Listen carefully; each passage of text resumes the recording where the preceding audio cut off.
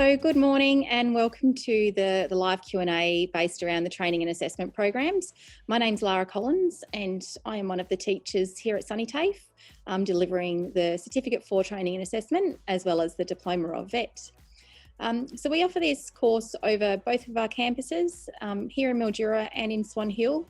At the moment, we are delivering the course predominantly online through our Sunny Connect, which is our online learning platform.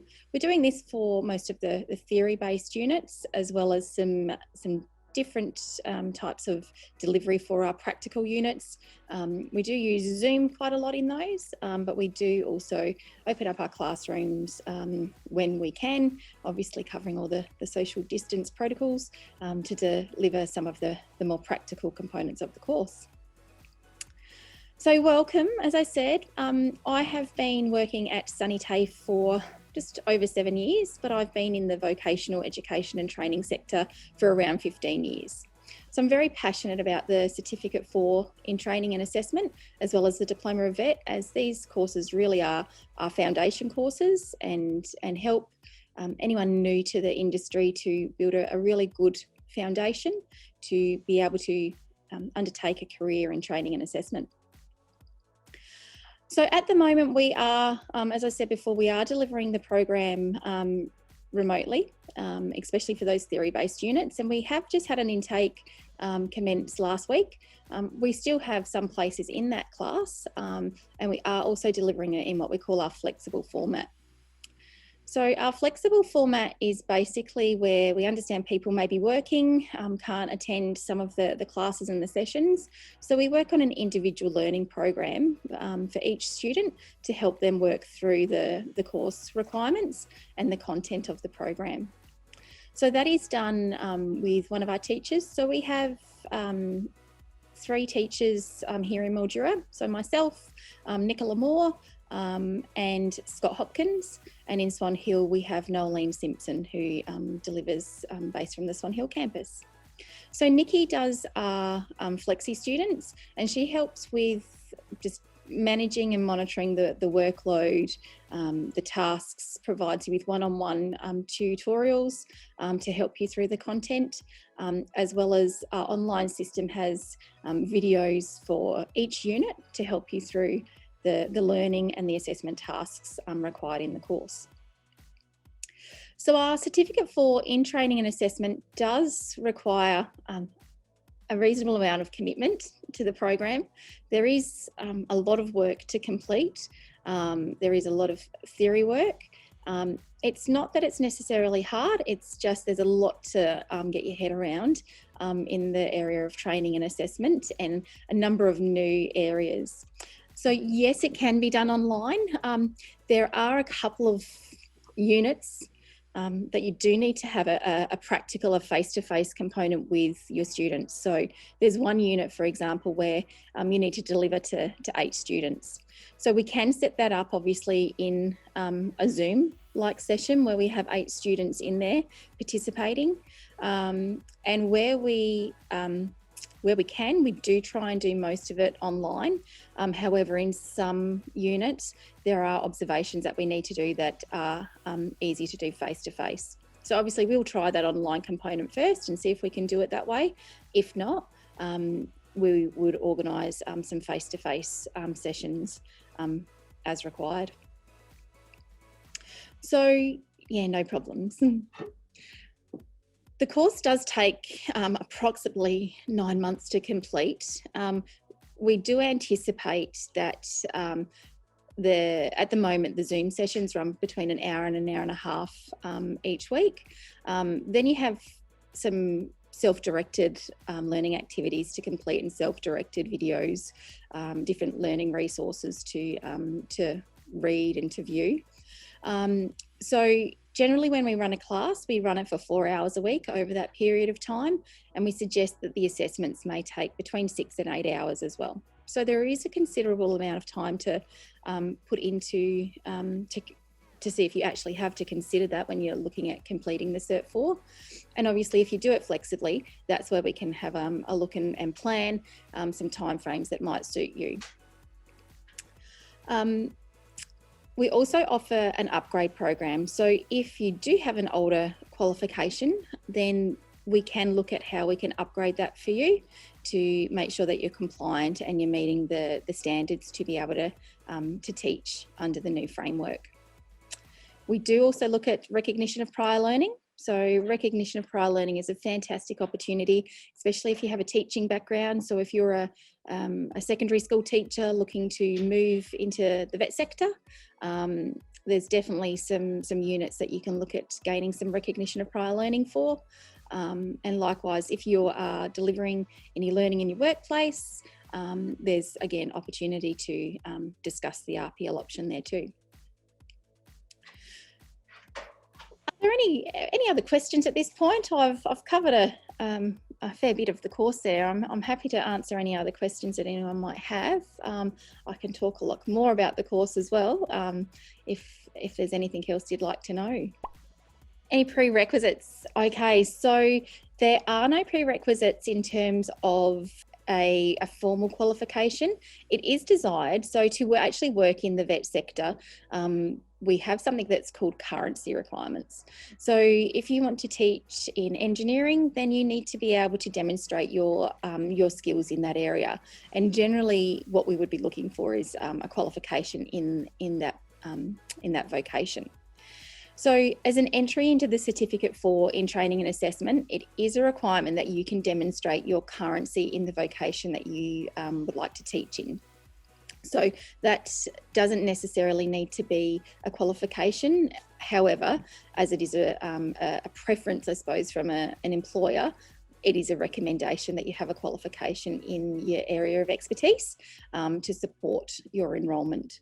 So that's not to say, though, that if you're going to be looking at teaching in a business application, then if you can demonstrate your business experience, that is also a good support. We just need to demonstrate that you have the current competencies in that vocation to be able to actually teach.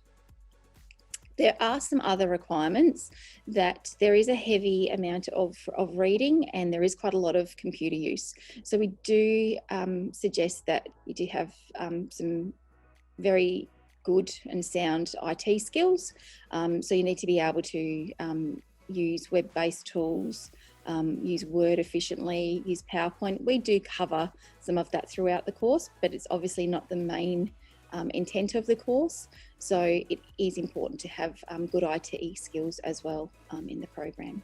So as part of the pre-training review process that's undertaken at SUNYTAFE, there is actually an assessment that's completed that does review language literacy and numeracy skills, and we also look at your ability to use computers. So we do actually ask you some questions to determine if you have those skills. And again, we'll support you, and we do have other support plans that we can put in place if that's needed.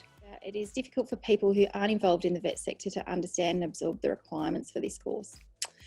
Is it difficult? So it can be. So there is a lot of framework that we work within the vet sector. There is a lot of acronyms that we use, but what we try and do in the course is to simplify those. The first 3 units, we get you in the class, we get you up in front of the class, and you start conducting delivery sessions. So it can be quite nerve-wracking just to get up and to present. So we work on that, and you need to deliver 3 sessions to start with, just on something that you know about. So we try and get you comfortable to share information that you're really comfortable with. So it might be something like how to make lasagna.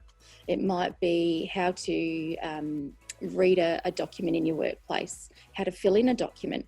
It might be how to create a simple PowerPoint presentation. Just something that you're comfortable with. Doesn't have to be linked to anything rather than just something that you're interested in. So we get you to present in front of the class to start with, and then we start working on some of the framework that we work in within the vet sector. So we try and break that down to make sure that you understand the different systems in place what the compliance systems are that you need to navigate, and the world of acronyms that we work with. So we will use describe everything in full to start with. We'll show you where to find that information, how it's relevant in the trainer and assessor role, and then we'll test you and make sure that you're comfortable to use those terms and you understand how they apply in your role. So a big thing with the Cert 4 in training and assessment, it is really quite a desired qualification to have now in not just the RTO world, but in a lot of training roles within different workplaces as well. And how we support that is obviously in workplaces, there's still competencies that we assess against. So that's things like your workplace policies and procedures. So we try and show you how to link those to units out of nationally recognised qualifications, so you can see the relevance and how our national training framework actually can support workplaces. So some of the feedback that we do have is, and we'll often say, I think in the first 2 or 3 sessions, that we promise it will make sense. It might not make sense in that first session, but and a lot of people go, oh my goodness, what am I doing? I don't understand this. But we also then, 3 or 4 sessions in, we get people going, oh, now I understand what that meant. So it is a very different language that we use. However, we do guarantee that it will make sense eventually. So I can go over some of the content, the units that we cover, and some of the timeframes and some of the practical applications that you'd need to use. So as I said, we do start with some delivery units. So our 2 delivery units that we actually start with do actually provide an opportunity for anyone that has an opportunity to be engaged as a trainer and assessor to actually be able to undertake that role within an RTO under a supervision arrangement. So because the qualification does take between 9 and 10 months to complete, we have designed the course from next year to start with 2 units that will provide you with the skill set to be able to commence as a trainer and assessor in an RTO and work under a supervision arrangement. From there, we then start looking at what we call our design-based units. So there's 2 units, and what that does is takes you through all of the framework in the vet sector. It takes you through what qualifications look like, how do we actually know what level we're delivering a qualification at. It will look at the different ways to structure qualifications. So we have things that we call our packaging rules. So we have to know the exact amount of units that we're offering in a course, as well as the electives as well. So we then look at how we actually can pull that apart and sequence that qualification in a way to support our learners. From there, we start looking at how we can identify and manage the language literacy and numeracy requirements of our learners. And we have in that assessment task, we actually get you to, we have some case studies, and we get you to analyse the LLM skills of some different students and determine what support needs and mechanisms might be able to be put in place to help your learners with any learning barriers or LL&N issues. After that, we then start looking at our assessment processes. So our assessment processes are quite comprehensive. There is a lot of what we call unpacking our units and then creating assessment tasks that cover all of the criteria to make sure that we have what we like to have is compliant assessments.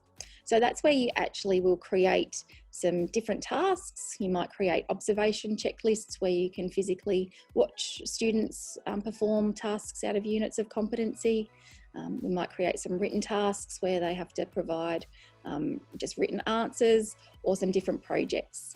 But we'll take you through all of the different methods that you can use as part of an assessment and teach you how to create those tools, how to map them, and how to make them compliant. We'll also then show you how to validate them. So validation is a key process in the vet sector, and we'll take you through that process, and so that you can be part of a validation team and pull apart the tools and make sure they're compliant. We then also have our units around actually assessing students. So in that unit, you will have to undertake assessment of 5 different learners. We have opportunities to do that. So we have case studies, and we have students that you can actually assess as part of that process. And you will, so you'll assess 3 different students under a study pathway. And then there's 2 students in that group of 5. You have 2 students that you'll assess an RPL portfolio. And again, we take you through what an RPL looks like, and how you can pull that apart and make sure that that is a compliant assessment as well. Then we'll leave some of the fun units to last, where you start doing a bit more delivery. So when we look at the last couple of delivery units, it's about how you deliver to a larger group of people. So in the last units, you do need to deliver to a minimum of 8 in a group, and it must be based on, we like to base this on the units of competency that you'll actually teach as a teacher in the vet sector, or as a trainer and assessor. So we'll take you through some of the facilitation skills and how to plan for your classes. And then we'll also take you through the process of delivering in the workplace. So that is just to an individual, and that is generally done on a one-on-one basis in a workplace application. Commonly, these are attached to traineeships and apprenticeships. However, it's not always the case. It can be just workplace delivery. So we will focus on that in those last units. So that is a quick, I suppose, summary of the whole course. It is as I said, there is a lot of work to do in it, but it's actually a fun course, especially if you have a passion for training and sharing your skills and knowledge. I can talk about the Diploma of Vet if there's anyone interested in the Diploma of Vet. So the Diploma of Vet is the next step past the Cert 4 training and assessment. And the Diploma of Vet will be delivered over 2 years as of next year. Basically, the Diploma of Vet takes you through a deeper understanding of the processes and the mechanisms that we teach in the Cert 4. So the diploma gets you to look, reflect, and put into practice some of the theories that we learn. And a lot of it really is based on getting feedback from peers, from your students, and looking at practices to improve performance. So there are 10 units in the Diploma of Vet.